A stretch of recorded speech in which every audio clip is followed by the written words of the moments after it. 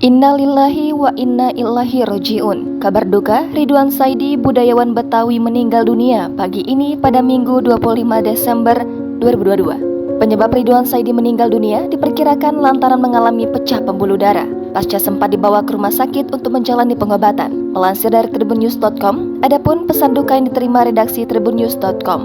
Innalillahi wa inna ilaihi roji'un. Telah berpulang dengan tenang suami, ayah, dan datok kami tercinta, Bapak Ridwan Saidi pada hari Ahad 25 Desember 2022 pukul 8.35 di RSPI Bintaro, Tangerang Selatan. Alamat duka, Jalan Merak 2, Blok N3 nomor 31, Bintaro Jaya 1, Jakarta 12330. Lokasi dan waktu sholat dan pemakaman akan diinformasikan menyusul.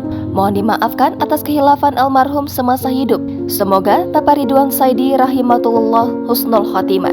Amin Allahumma amin. Kabar duka juga disampaikan Wakil Ketua Umum Partai Gerindra, Fadlizon, di Twitter pada Minggu 25 Desember hari ini.